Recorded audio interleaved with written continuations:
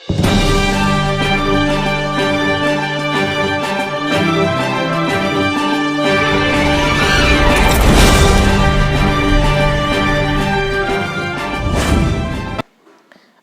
आगे बात कर लेते हैं हम लोग मिक्स्ड इकोनॉमी की। मिक्स्ड इकोनॉमी क्या होती है?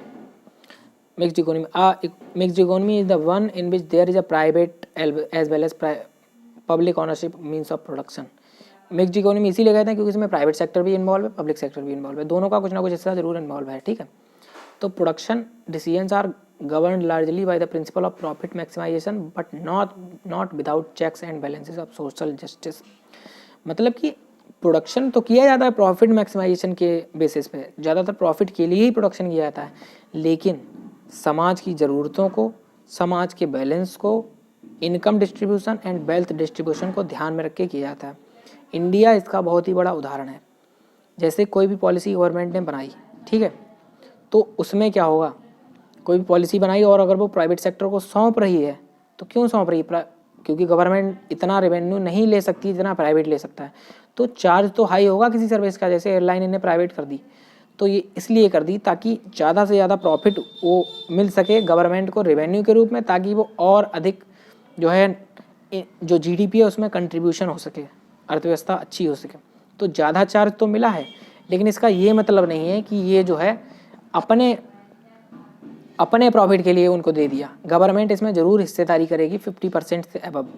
तो किराया तो महंगा होगा, लेकिन ऐसा नहीं कि इसमें लोगों के लिए जो अलग से सुविधाएं मिलनी है, जैसे किसी प्लेन में जाओ आप बैठ के, उसमें आपको अलग से स्पेशल कुछ सुविधाएं मिलती हैं, एयर होस्टेस होती हैं, आपको वहाँ पे कॉफ़ी वगैरह भी मिल जाती है और सारी चीज़ें मिल जाती हैं, और पब्लिक कई सारी फैसिलिटीज़ होती हैं। वो आपका लगेज भी रखेंगे, आपको लगेज भी नहीं ले जाना है, और जो है आप बीच बीच में आपको छोटे मोटे मील्स मिलते रहते हैं, स्नैक्स मिलते रहते हैं, ये चीज़ें। और हमेशा आपका ध्यान रखा जाता है कि अगर आपको कोई डाउट है तो आप उनसे पूछ सकते हैं, और वो लोग सर करके आपसे बात करते हैं। तो प्राइवेट इन्वॉल्व होगा, लेकिन इसका मतलब ये नहीं कि आपको वो सारी सुविधाएं आपसे छीन ली जाएं जिसके आप हकदार हैं। तो मिक्स्ड इकोनॉमी ये होती है। तो इसके साइलेंट फीचर्स क्या हैं? The salient features of mixed economy are under as means of production are abound by private entrepreneurs as well as government. दोनों ऑनर दोनों हो सकते हैं, कोई भी हो सकता है, प्राइवेट भी हो सकता है, गवर्नमेंट भी हो सकता है, दोनों लोग ऑनर हो सकते हैं इसके प्रोडक्शन के।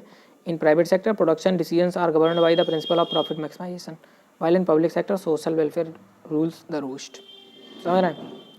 तो जो प्रोडक्शन प्रोसेस है, ठीक है, अगर कोई प्राइवेट सेक्टर है तो उसमें जो है प्रिंसिपल प्रॉफिट मैक्सिमाइजेशन का ज़्यादा होता है, और जो पब्लिक सेक्टर है उसमें जो लोगों का वेलफेयर ज़्यादा होता है, प्रॉफिट कम होता है। जैसे आप सरकारी अस्पताल में जाएँ, वो पब्लिक सेक्टर बनाया गया है। स्वास्थ्य सामुदायिक केंद्र जो CHCs होते हैं हमारे ब्लॉक स्तर पर, उनमें क्या होता है, आपको 1 रुपये का पर्चा मिलेगा, और वहीं पे आप पब्लिक सेक्टर के किसी हॉस्पिटल में चले जाएँ, वहाँ पे आपको 100 या 500 रुपये से नीचे का पर्चा नहीं बनने वाला है दवाई के लिए। तो ये अंतर है हमारा प्राइवेट और पब्लिक सेक्टर में। तो बहुत private and public sectors plays a significant role in process of production. उत्पादन की प्रक्रिया में दोनों लोग ही बहुत ही बड़ा रोल निभाते हैं, क्योंकि दोनों ही जीडीपी में कंट्रीब्यूट करते हैं। ऐसा नहीं है वो पैसा कमा के प्राइवेट वाले अपने पास ही रख लेते हैं सिर्फ। जब वो इनकम कमाते हैं तो उससे जो है हम टैक्स तो देते ही देते हैं। इनकम जब कमाते हैं बैंक जमा करें, टैक्स देंगे ही देंगे। तो ये चीज़ है। तो अब इसकी मेरिट्स की बात कर लेते हैं। The principle of merit of mixed economy is that it combines the merits of capitalist as well as socialist economy. इसका सबसे बड़ा मेरिट ये है कि ये जो है सोशलिस्ट इकोनॉमी और कैपिटलिस्ट इकोनॉमी दोनों की मेरिट को कंबाइन कर लेता है। क्योंकि कैपिटलिस्ट इकोनॉमी का क्या था, मेरिट क्या थी, केवल प्रॉफिट मैक्सिमाइजेशन था। सोशलिस्ट इकोनॉमी की क्या है, समाज का वेलफेयर। तो इसका क्या है, क्योंकि ये मिक्स है तो इसमें दोनों चीज़ें शामिल हो जाती हैं। समाज का वेलफेयर को भी ध्यान में रखा जाता है, प्रॉफिट को भी ध्यान में रखा जाता है। On one hand GDP growth is encouraged because private entrepreneurs are free to focus on profit maximization. GDP growth इसलिए बढ़ता है इसमें क्योंकि प्राइवेट वाले में क्या होता है, केवल प्रॉफिट मैक्सिमाइजेशन पे ही ध्यान देते हैं। तो एक बार रिच हो जाता है, एक कमज़ोर हो जाता है, तो जीडीपी फर्क आ जाता है। अब 50% अगर रिच हो, 50% कम हो, तो फिर सिंपल सी बात है फ़र्क हो जाएगा, क्योंकि 50% ही तो जीडीपी ग्रोथ मिलेगा हमें, 50% गायब हमारा, वो नीचे ले आएगा हमको। तो इसलिए अब सोशलिस्ट में क्या होता है, सबको तो स्लो प्रोसेस रहती है, तो उसमें भी पूरा नहीं मिलता है। अब जीडीपी ग्रोथ जो है कैपिटलिस्ट इकोनॉमी में जो है जल्दी रीच होता है, क्योंकि जो प्राइवेट सेक्टर के लोग हैं वो सिर्फ प्रॉफिट मैक्सिमाइजेशन पे हैं, तो वो 50% हो गया, ठीक। और जो गवर्नमेंट सेक्टर है सुविधाएं भी देता है, प्लस सैलरी भी देता है, और लोगों का भला भी होता है। तो उसमें भी इनकम जनरेट हो रही है, दोनों में इनकम जनरेट हो रही है, दोनों लोगों के लिए बराबर, और इक्विटी भी है, वेल्थ डिस्ट्रीब्यूशन भी है। तो इसलिए यहाँ पे जो है इकोनॉमी ऊपर जाएगी in comparison of both which have read above. जो हम लोगों ने पीछे पढ़ा है उन दोनों की कंपैरिजन में सोशलिस्ट और कैपिटलिस्ट दोनों से ऊपर जाएगी इनकम और जीडीपी जो है उनसे ज़्यादा होगी। On other hand social justice और equality is promoted because the government sectors place high priority on the maximization of social welfare. और यहाँ पे एक चीज़ और है, यहाँ पे जो है सोशल जस्टिस सामाजिक न्याय को भी ध्यान में रखा जाता है, इक्विटी को भी ध्यान में, इक्वालिटी को भी ध्यान में रखा जाता है, यानी कि बराबरी समानता का भी ध्यान में रखा जाता है, सभी लोग समान हैं कानून की नज़रों में, सरकार की नज़रों में।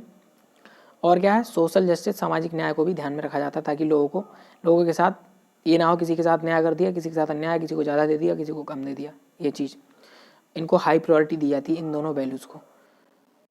और सोशल वेलफेयर यानी कि सामाजिक जो है डेवलपमेंट है, समाज का कैसे विकास होगा, समाज की अच्छाई कैसे होगी, उस चीज़ को ध्यान में रखा जाता है। डीमेरिट आप देख लीजिए, डीमेरिट क्या है?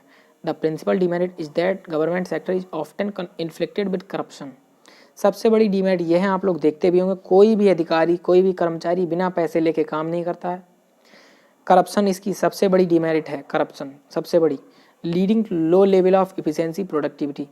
करप्शन यानी कि जब कोई अधिकारी बैठा, आप उसके बाद काम के लिए जाएंगे, कोई भी पुलिस वाला ले लीजिए, आपका कोई काम है वो बिना पैसे करेगा नहीं, जब तक आपकी कितनी भी जान पहचान हो बिना पैसे नहीं करेगा, ज़रूर आपसे मिठाई के रूप में मांगने लगता है।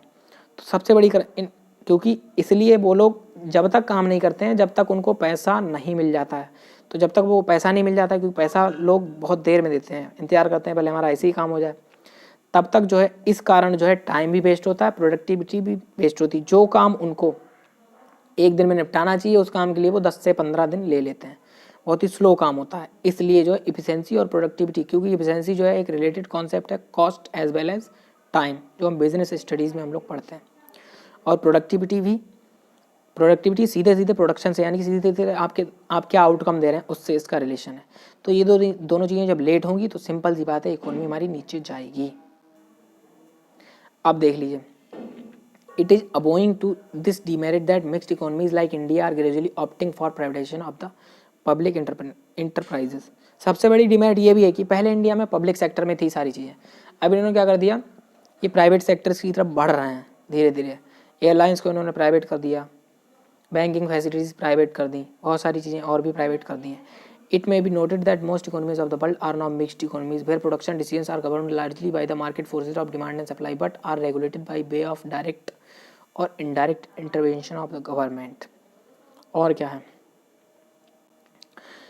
एक डिमेरिट ये भी है, ये नोटिस किया जा सकता है कि वर्ल्ड की सारी इकोनॉमी, लगभग ज़्यादातर इकोनॉमी जो है मिक्स्ड इकोनॉमी है, जहाँ पे प्रोडक्शन जो है डिसीजन जो है वो मार्केट फोर्सेस के थ्रू लिए जाते हैं, डिमांड ऑन सप्लाई के, यानी कि कितना प्राइस रहने वाला है, कितनी डिमांड क्या रहती है, रेगुलेटेड प्राइवेट लोगों के द्वारा ही, यानी कि मार्केट फोर्स जो है वो उन्हीं के द्वारा लिया जाता है, but are regulated by way of direct और इनडायरेक्ट इंटरवेंशन ऑफ गवर्नमेंट। मतलब कि मार्केट फोर्स अलग चीज़ है, गवर्नमेंट अलग चीज़ है। तो मार्केट फोर्सेस के द्वारा डायरेक्ट डिमांड एंड सप्लाई का डिसीजन लिया जाता है, लेकिन इसकी डिमेरिट ये भी है कि जो है गवर्नमेंट की उसमें कहीं ना कहीं डायरेक्ट सहभागिता या इनडायरेक्ट होती ही है। तो उम्मीद है आपको वीडियो पसंद आई होगी। सेशन आपको अगर अच्छा लगा है प्लीज़ लाइक करिए, कमेंट करिए, शेयर करिए बाकी अपने दोस्तों को। और ये बहुत ही इन्फॉर्मेटिव वीडियो थी, बहुत ही अच्छे इसमें तथ्य हैं, आपको हेल्प करेंगे फर्दर तैयारी के लिए। कंपटीशन जो लोग कर रहे हैं वो भी देख सकते हैं, जो बोर्ड्स की तैयारी कर रहे हैं वो भी देख सकते हैं। तो आगे की वीडियो अपडेट्स या आने नोटिफिकेशन लेने के लिए आप बेल आइकन प्रेस करिए, चैनल को सब्सक्राइब करिए। Thank you.